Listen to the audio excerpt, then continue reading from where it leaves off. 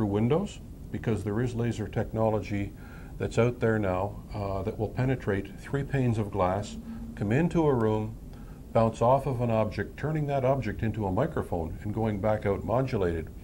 So during the course of sensitive conversations, something like this can be used when a laser is being adapted to that, and it will actually show the laser coming in, it'll show it blooming on the glass. Other night vision devices, second and first generation devices, don't go as high in frequency to pick that type of activity off. Again, you have to invest, in this case it's around $4,000. Wow. For a third generation, this is a Lytton night scope device. Cool. But it effectively identifies, you know, infrared as well as laser. Great. Okay. Okay, we're just about finished here. I'm exhausted. It's been a long day. You've seen some of the summarizing of this sweep, but it's been very, very long for our client. Now, I just want to do a bit of a legal disclaimer here with respect to what's been shown here today. It's very important that people realize that what private investigators do and what technical counter-electronic surveillance experts like Doug does is strictly for the corporate sector. Now, if you're involved in something illegal and you're expecting that you're going to call in a team like this and be able to pick off something that's illegal, you need to know that, as we discussed in the very first show that we ever did here, that these devices are undetectable. Certainly with respect to the phone issues and things like that, you're wasting your time calling in a private sector company to come in and sweep your lines for this purpose. We would also ask that, you know, if you are interested in counter-electronic surveillance for that purpose, don't call, because you put us into a situation of aiding, abetting, or assisting in something that could lead to interfering with some form of a law enforcement investigation. And we try, when we are speaking to clients over the phone, we try to work you over in such a way when we're speaking with you that we're assured that it is for a non-competitive purpose, where you have, for example, someone who's left the company, you're concerned about it, or you're going to have a boardroom meeting that you want to make sure where leaks aren't going to get out. That's what we do here, nothing else. So I want to make it very, very clear in this program that this work that we do is for the corporate sector, and it is nothing short of anything except protecting your business, keeping your corporate secrets secret. Now we're just about done here. Doug, now we're out of the equipment side. What's the final aspect? How do we end with the sweep? Okay, well, probably the most important part of the whole sweep is the physical examination. Okay. It means accessing ceiling tiles, ceiling areas with a ladder, high-intensity lamp, to see what's up there, to see if there's any evidence that has been left behind where there has been something done. There might be batteries, there might be old wiring. To look at the construction, to see the vulnerability of a boardroom or an office, to see if people can in fact gain access from open hallways. More or less paint a picture as to what's there and what could be put there. So nothing, no piece of equipment is going to basically help with respect to a physical examination. At some point in this sweep, we've got to get on our hands and knees and start looking around ceiling tiles and behind light switches and things like that. That's correct. You have to look in vents, you've got to look under tables. Depending on what the client has said, in some cases the client will task us to look for access to offices. Are there keys hidden somewhere? Is there passcards somewhere? Is there sensitive information? Is there passwords out where people can gain access and abuse these things? It's totally dependent on the planning cycle of the sweep. Before we even go in, we have to know what we're there for. Now, when we're all done, how do we report to the client here? How do we let the client know, look, we've done all of these things, we've covered all of these areas of the sweep.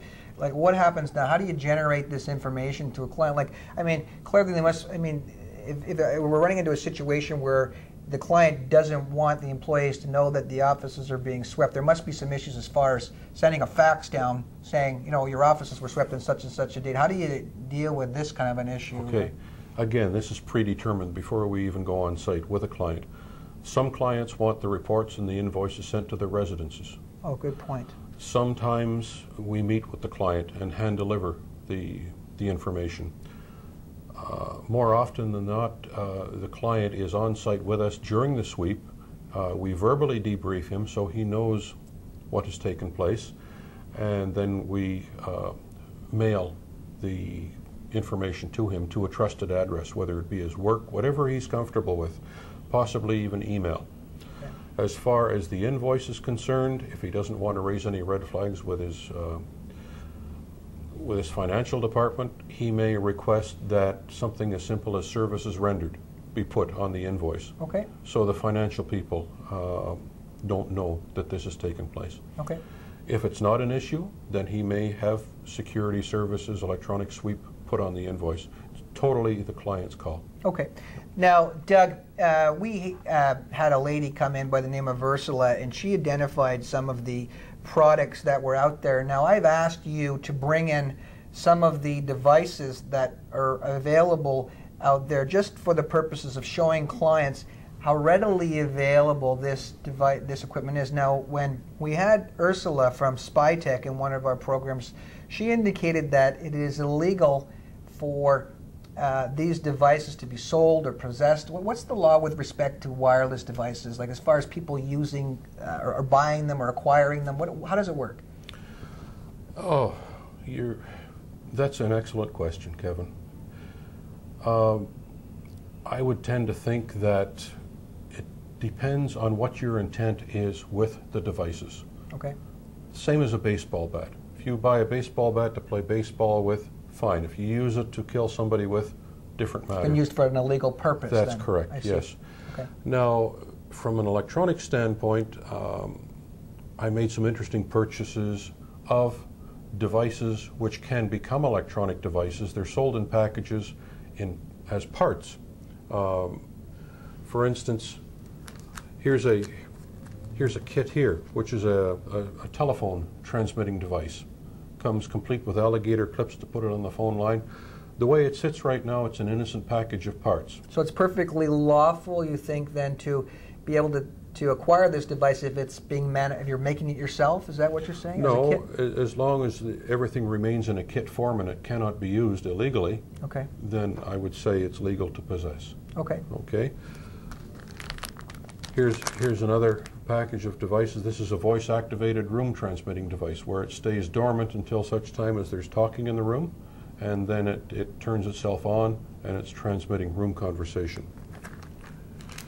And here's another device here. It's an FM room transmitting device. It's not voice-activated. Once the batteries are put in it, it stays on all the time. Again, nothing but a bag of parts right now. Okay. Okay? So people can abuse wireless microphones that their companies may have. I would suggest that good care and control be exercised over these devices in a company, that they be actually kept under lock and key until there's an operational need for them, because they can in fact be used as a bugging device if they're out in the open. They can be put in a target area, a boardroom, an office, and subsequently removed. Cool. So again, they're legal to possess the wireless microphones, but you shouldn't be abusing them as a bugging device, because then they fall into a device that's under the criminal code, and it's a 5-year indictable offense if you're caught. So you're saying then, them. just to clarify, because I want our viewers to be aware of this, that using these devices illegally, a person can go to jail for 5 years on an indictable offense if these devices are used in this format, right? Under the current laws, yes. Perfect. Okay. Doug, thank you very much for being on our program. It's been a real pleasure. My guest has been Doug Ralph from ComSec Services.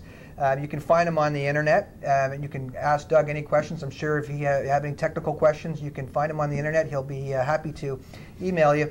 Now, keep in mind, folks, in this particular segment, we've only been talking about the technical aspect. There is a whole other issue with respect to physical security.